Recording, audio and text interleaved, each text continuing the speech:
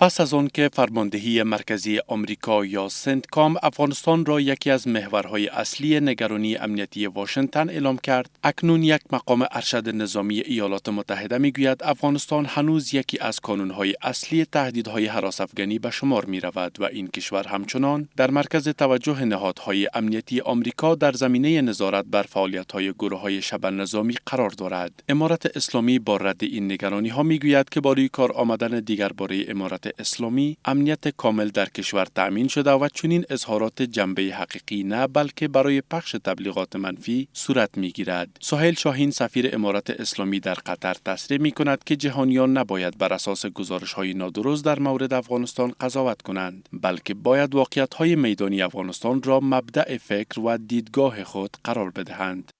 په افغانستان کې د اسلامي نظام پر اتک سره مکمل امنیت تامین دی. خلک خپل عادي ژوند په اطمینان سره مخ ته وړي. نړیوال هم د ځینو رسنیو د بې اساسه راپورونو له مخې چې د حقایقو په ځای تبلیغاتي بڼه لري قضاوت ونه کړي او نه یې قضاوت مغرضانه وي، بلکې افغانستان ته راشي او دلته ځمکني حقایق په خپلو سترګو وویني.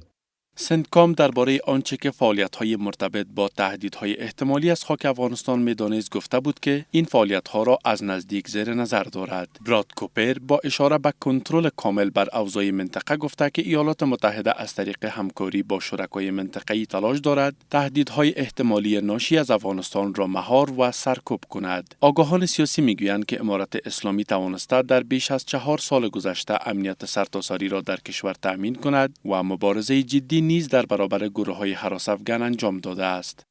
طبیعی است که امریکا میخواهد که جنگ را علیه ایران آغاز بکنه که قریب الوقوع است، ولی این به معنی از این نیست که در افغانستان کدام خطری را برای همسایه ها و فراتر از او موجود باشه. از آنجایی که مبارزه علیه توریسم وظیفه تنها افغانستان نبوده، تمام کشورهای منطقه باید همکاری بکنه و همچنان از ایالات متحده آمریکا چون تقاضا می‌رود تا در قسمت نابودسازی لانه‌های توریسم در هر جایی که وجود داشته باشد اقدام بکنند. مسئله هراس‌افکنی موضوع اختلافی میان امارت اسلامی و جهان است که بارها کابل از مسئول بودن خاک کشور بر ضد جهان اطمینان داده، اما دیده می شود که این اطمینان خاطر توجه جهانیان را جلب نکرده و همواره از این بابت ابراز نگرانی می کنند.